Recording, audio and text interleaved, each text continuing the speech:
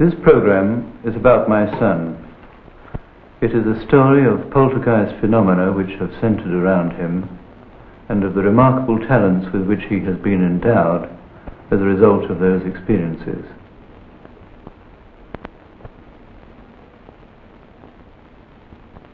The events began 8 years ago. My wife Valerie and I were living in a modern house 5 miles from Cambridge. Andrew, our youngest child, was 6 at the time, Rosalind was 7.5, and Matthew was 10.5. The pattern of life in our household was, I suppose, rather ordinary, and the day would begin when I went downstairs to open up the fire that had been burning overnight and to draw back the curtains.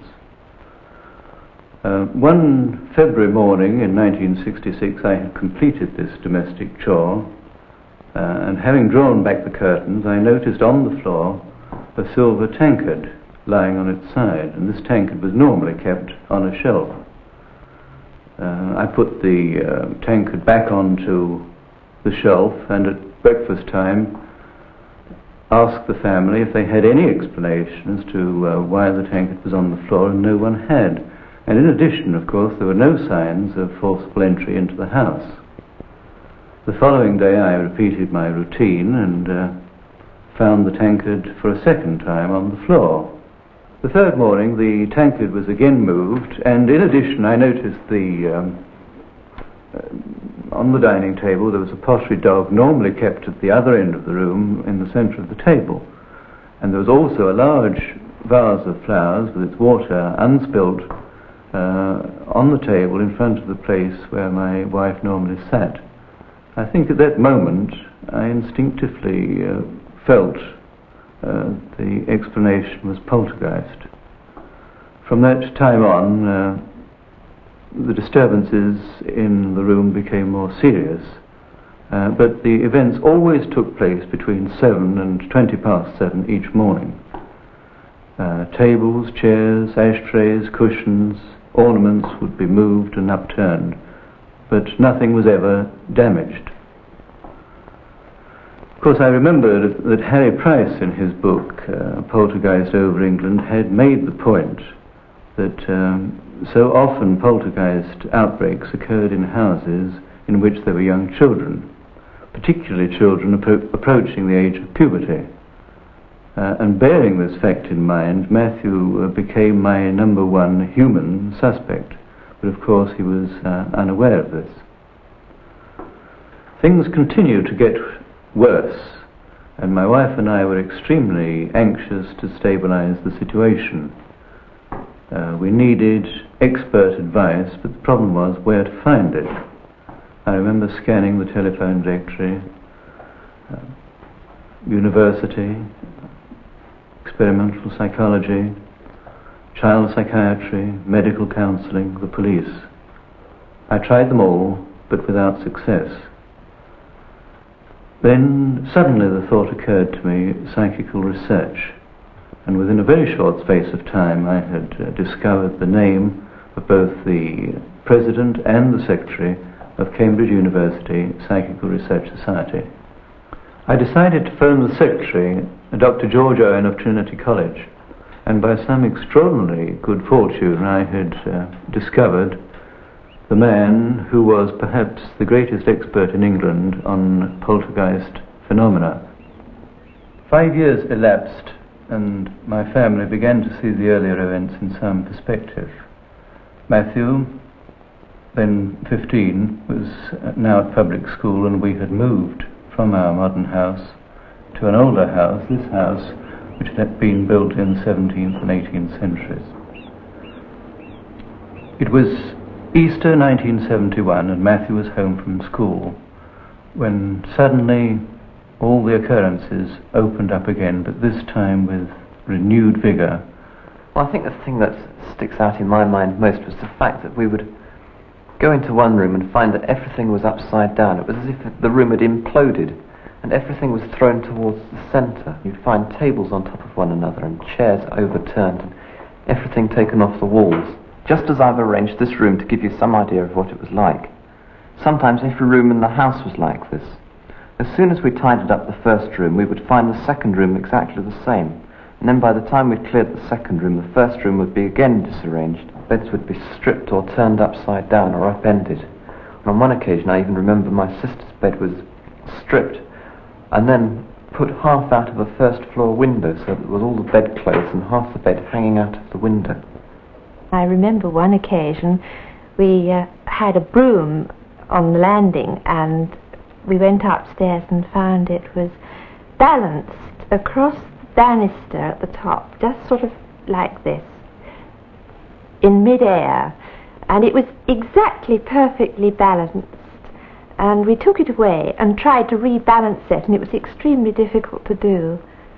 I remember when I was in the kitchen with my younger brother, and the trolley came towards us at quite a speed.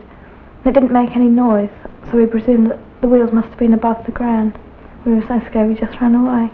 I could see no early conclusion to these events, and I was becoming increasingly concerned for Matthew's position when he returned to school. I could see that possibly he would be an outcast or victimized, or that he would be accused of stealing possibly, or that some other boy, quite innocently, would be compromised. And I was most anxious that this shouldn't occur. I remember very clearly the hastily convened meeting that I had that Sunday evening with the headmaster. As a housemaster and a headmaster, one does meet with a variety of situations in education, but I must say that the strangest, I think, that I've ever encountered was this meeting with Mr. Manning back in the summer of 1971. My immediate reaction, rather, as an old square, was to discount a good deal of what he'd told me, and I did feel that, well, in the hurly-burly of a boarding house, of a school, the rough and tumble generally, somehow these manifestations, these disturbances, might very well not occur at all. Anyway, I was certainly perfectly prepared to try this out. Well, in point of fact, from a very early stage that term, after a day or two, disturbances did undoubtedly occur. Well, this is the dormitory that I slept in with 25 other boys, and in actual fact this is the very bed that I slept in. And frequently this bed would move. You can see it's a very heavy bed, and it would move over to the beds over there. There were lights that appeared on the wall, and the wall, if touched, was warm. There were sudden showers of extraordinary items, bits of broken glass, bits of chain, bits of cutlery, which would descend sometimes in the dormitory, sometimes in the changing room, with a cloud of witnesses. In his study, the radio or the record player would get mysteriously switched on or off by no apparent human agency. Books would move and so on. And I think we were all satisfied that something quite inexplicable, rationally, was happening. I was in the same dormitory as Matthew, and we had some very unusual experiences happening. Remember one particular time, a friend of mine was getting rather annoyed with some people over the other side of the dormitory who were talking, and we couldn't get to sleep. He decided to creep up onto this chap and to, well, in typical schoolboy fashion, attack him. And he was just about to do this when suddenly this plate seemed to appear from the ceiling and just crashed to the ground. I remember one boy in particular was very frightened of all these things that were going on in the dormitory, and he took a Bible up to bed with him, hoping that this would protect him from what was going on, keep all the knives that were being thrown at everybody at bay. It didn't seem to do much for him. It just seemed to aggravate the situation.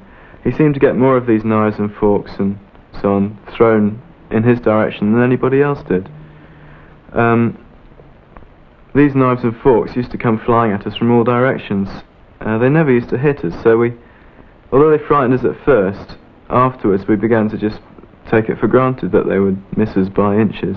The domestic staff, which were engaged to come and clean the boys' dormitories daily, always used to start their work after the boys left their dormitory at 8 o'clock, and thereon they were not allowed to go back in there again.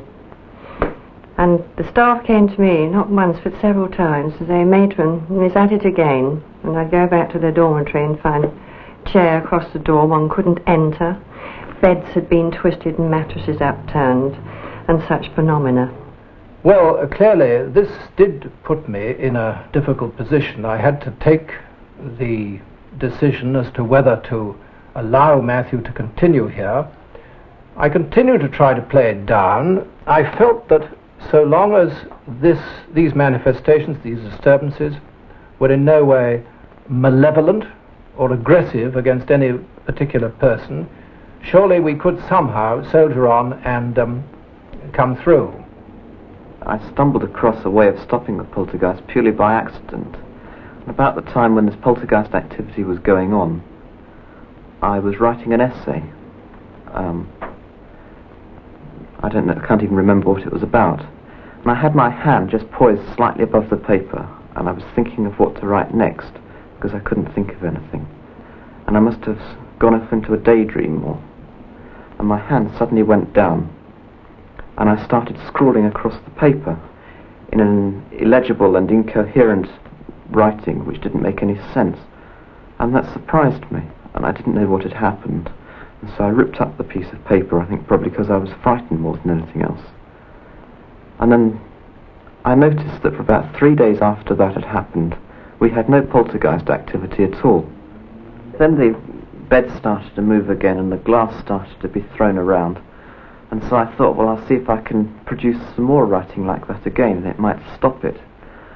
And so I concentrated very hard with a plain sheet of paper and a pencil and tried to make this writing happen again. And I think I was probably concentrating too hard because nothing happened at all. And I couldn't produce any writing, and so the activity went on. And then I tried it again, and again it didn't work. And so I was so desperate for it to work that I just kept on doing it. And I think on about the third or fourth attempt I managed to do it again, and it seemed that I had to empty my mind as completely as I could. And then when my mind was almost completely empty, my hand would start moving, and it would write in a handwriting that wasn't my own. And I kept doing this automatic writing, and this was eventually what stopped the poltergeist activity. Well, after about 2 or 3 years, the writing became easier and easier to do until eventually I could more or less just sit down and do the writing at will, although I couldn't always get who I wanted to write for me. And then the writings or the messages began to come in different languages, foreign languages, and as I can only speak French, I think this surprised rather a lot of people, especially when I received messages in Arabic and Russian. I had all the foreign scripts translated. The Arabic script I sent to the American University of Beirut, where Professor Suhail Bushrui translated and analyzed them. He was so interested that he came to London and presented us with some very startling facts. Apparently, these scripts were written by 5 different people from entirely different cultural backgrounds. Also, all the scripts referred to a person called George Lang, who apparently had been murdered in Saudi Arabia. I made subsequently inquiries about this person, George Lang, at the Saudi Arabian embassy and other authorities, but as soon as I mentioned the name, nobody wanted to know, and I couldn't get very much further. The most intriguing case is that of 15 letters or messages signed by Kephalos Nektarios. He was a bishop in the Greek Orthodox Church who died in 1920 and was made a saint in the Greek Orthodox Church in 1961. These messages are all addressed to Archbishop Athenagoras, the present Metropolitan of the Greek Orthodox Church in Great Britain. It would be far too complicated to go into the details and contents of these letters, but His Eminence, the Archbishop, studied them very carefully and subsequently issued a statement which was then published all over Europe. And this is partly what he said in the statement. The case of Matthew Manning is beyond any form of logical investigation. I can positively say that the young man has been in no position to know of certain things which were contained in those messages. And when asked by a journalist why he thought that Bishop Nektarios was sending messages through an outsider, His Eminence answered, "I have always accepted that God has many ways in sending messages to his people, even to his archbishops." The first time I met Matthew, I asked him if he'd do some automatic writing for me. So we sat down side by side, and he took out a pad and asked me if I would like him to try and get in touch with a doctor with whom he often managed to hear from and do a diagnosis of me, Dr. Thomas Penn. So he asked the date of my birthday, wrote it at the top of the sheet, and put his hand in readiness, lower down, paused for a very short time indeed, and started to write very rapidly. He produced this, and as he finished it, he signed it Thomas Penn, tore it off the pad, and gave it to me. I read it, and it said several things about my state of health, some of them right, some of them wrong, and in the middle, however, there were 3 lines that brought me up short. These said that I suffered from a malfunctioning which affected the digestive organs, especially of the epigastric region. Now that's a very precise phrase, the epigastric region, and I wouldn't have known what it meant had it not been for the fact that a month earlier I had had an operation in hospital and had said to the surgeon afterwards, "What do you call that operation?" And he said to me, "We call it an epigastric hernia." Thomas Penn, it seemed, had been a doctor while he was alive, and he was capable of writing the most amazing diagnoses for people who were ill, and he would pick out absolutely everything that was wrong with them. It was just as if they were glass, and he could see right through them. And the other person that interested me was somebody called Robert Webb, and I had a lot of writing from this man. And we then went to the Public Records Office in Cambridge and found that this man had actually lived in this house between about 1680 to when he died in 1733. I then had to do a project for school, and it was a history project, and I decided to do a project on 18th century social life, and I decided that I was going to concentrate on Robert Webb. And I hadn't got much information about him. I'd been to the Public Records Office and they couldn't help me much because most of the documents had been lost through floodwater. And it was about this time, when I needed a lot more information to make up the project, that Robert Webb said in some automatic writing that he would supply all the names that were missing that I needed. And he said that there were about 500. From that moment on, in this room, which at that time was my bedroom, my bed was along here, these names began to appear. And we came in one morning and we found this Robert Webb scrawled across the wall. We shut the room up again. And we came back about 10 minutes later and there was another one scrawled on the wall, and which is also Robert Webb. These signatures continued to appear at the rate of 70 or 80 each day until we got about 500 all over the door and the walls and even on the ceiling. It was interesting to note that every signature was dated. Nobody actually ever saw the signatures appear, but one only had to leave the room empty for 5 minutes or so, and then we'd come back and find more signatures. I started to number the signatures, and I also put big letters up on the wall so that it would make documentation easier. We were all amused when a new signature appeared, utilising the letter T that I'd put up on the wall to write the name Thomas Buck. One night we found in this old-fashioned handwriting on the door, signed by Robert Webb, "Zeno, hearing a young man speak too freely, says for this reason we have 2 ears and 1 tongue, because we should hear much and speak little." The next morning we all came down to breakfast, and observed at the place usually occupied by myself a flyleaf from a book.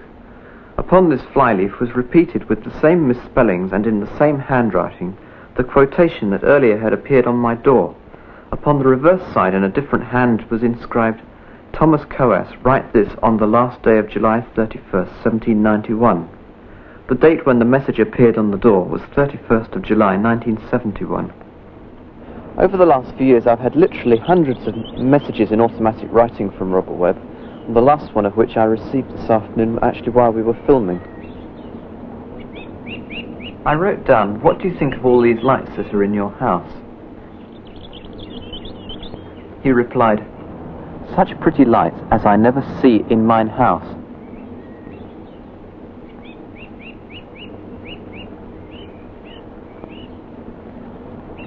"And such a pretty light on mine stairs."